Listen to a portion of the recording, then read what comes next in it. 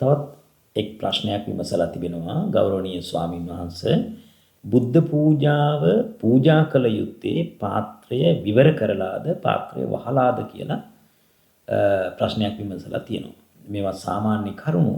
නමුත් බොහෝ අය තුල තිබෙන කුකුස් සහගත කරුණු හේතුව සමහර ගෞරවනීය ස්වාමින් වහන්සේලා සඳහන් කරනවා පාත්‍රය ඇරලම පූජා කරන්න ඕන. සමහර ගෞරවනීය ස්වාමීන් වහන්සේලා සඳහන් කරනවා පාත්‍රය වහලම පූජා කළ යුතුයි කියලා ආදි වශයෙන් කරුණු සඳහන් කරනවා. මේ නිසා පින්වත්නි මිනිස්සු සමහර අය බොහොම උබතෝ කෝටික ප්‍රශ්නයක් වශයෙන් මේක දකිනවා.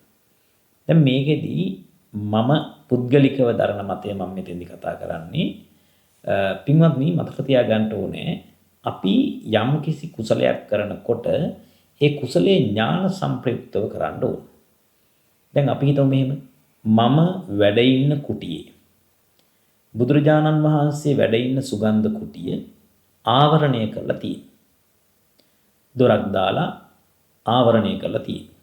දැන් මේ දොරක් දාලා ආවරණය කරලා තිබෙන ඒ සුගන්ධ කුටියට බුද්ධ පූජාව තැන්පත් කළාට මැස්සෝ ඇතුල් වෙන්නේ නැහැ. ඒ නිසා මම ඒ ස්ථානයේදී කෙනෙක් බුද්ධ පූජා පාත්‍රය විවර කරලා තියන්න විමසුවොත් ඒකට මම අවසර දෙනවා. ඇයි හේතුව මැස්සන් ආදී සත්වයින්ගෙන් බුදුරජාණන් වහන්සේගේ ආහාර එහෙම නැත්නම් සම්බුද්ධ පූජාව ඉඳුල් වෙන්නේ කිලොටු වෙන්නේ නැති නිසා. අපවිත්‍ර වෙන්නේ නැති නිසා. අනපවිත්තං දානං දීති කියලා කියන්නේ අපවිත්‍ර නැතුව පිරිසිදුව දානේ පූජා කරන්න. ඉතින් භාග්‍යවත් බුදුරජාණන් වහන්සේට දානේ පූජා කරනකොට පිරිසිදුව පූජා කරන්න අපි දක්ෂ වෙන්න ඕන. ඒ වගේම අපි හිතමු රුවන්වැලි මහා සෑරජානන් වහන්සේ ගාව ඊළඟට ජයශ්‍රී මහා බෝධීන් වහන්සේ ගාව වගේ විවෘත තැනක් අපි හිතමු. දැන් අපි දැකලා තියෙනවා ඇත්තටම සමහර උදවිය ගෙනහිල්ලා කිරියාහරණ ශීර පායාස පාත්‍ර පූජා කරනවා. මේ පූජා කරපු පාත්‍රය තියලා විවෘත කරලා මේ ඇත්තෝ පිටුපසට ගිහිල්ලා වන්දනා කරනවා. නමුත් ඒ කාලය ඇතුළත මැස්සන් විශාල ප්‍රමාණයක් ඒක අරක්ගෙන වහගන්නවා.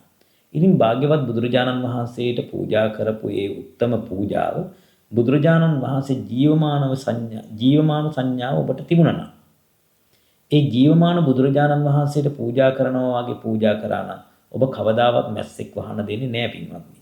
දැන් ඔබ කල්පනා කරන්න බුදුරජාණන් වහන්සේට එවැනි පූජාවක් කරන ඔබ ජීවමාන සංඥාව ඇතුව පූජා කරා නම් අනපවිත්තං අපවිත්‍ර නැතුව බුදුරජාණන් වහන්සේට වැළඳිය හැකි පරිදි ඒ වගේම සත්තු වහන්නේ නැති වෙන්න මැස්සන් වහන්නේ නැති වෙන්න අපිරිසිදු නැති වෙන්න ඔබ වසා පූජා කරන්න ඕනේ. එතෙන්දී ඔබ අදාළ ස්ථානය තෝරගන්න ඕනේ. කවර ස්ථානයකද මේක කරන්න කියලා ඔබ නුවණින් යුතුව කටයුතු කළා නම් ඔබට මේ ප්‍රශ්නේ ඇති වෙන්නේ නැහැ.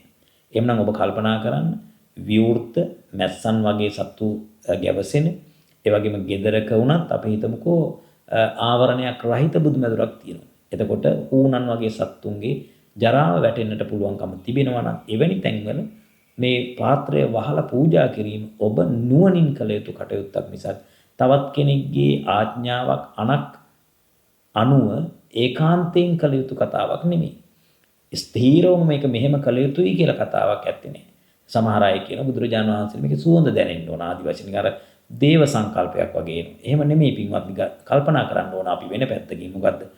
අපි ඒ කුසලයේ කරද්දී අපවිත්‍ර නැතුව දාණය දෙන්න පුළුවන් නම් බුදුරජාණන් වහන්සේගේ සම්බුද්ධ පූජාව පූජා කරන්න පුළුවන් නම් එදා සුගන්ධ කුටියේ ජේතවනාරාමේ වැඩ හිටපු භාග්‍යවත් බුදුරජාණන් වහන්සේට විශාකා මහෝපාසිකාව අනාථපිණ්ඩික සිටුතුමා දාණය පූජා කළා වගේ මමත් මේ මොහොතේ මගේ ජීවමාන භාග්‍යවත් බුදුරජාණන් වහන්සේට මේ දාන වස්තුව පූජා කරනවා කියන චේතනාව ඇති කරගත්තා නම් ඇති කරගෙන ඒ විදිහට පිරිසිදුව පූජා කළා නම් ඔබට අර සක්දෙවිඳුන් සඳහන් කළා වගේ තිට්ඨන්තේ නිබ්බුතේ චාපි සමේ චිත්තේ සමම්පලං බුදුරජාණන් වහන්සේ ජීවමානව වැඩ ඉන්න කාලේ වේවා ඒ වගේම පිරිනිවන් වැඩියට පස්සේ වේවා සමාන සිතක් ඇති කරගන්න පුළුවන් නම් සමම්පලං ඵලය සමානව ලැබෙනවා. ඒ නිසා මහත්ඵල මහානිසංසදායක බුද්ධ පූජාවක් පූජා කරගන්නට මේ පින්වතුන් උත්සාහ වෙත්වා.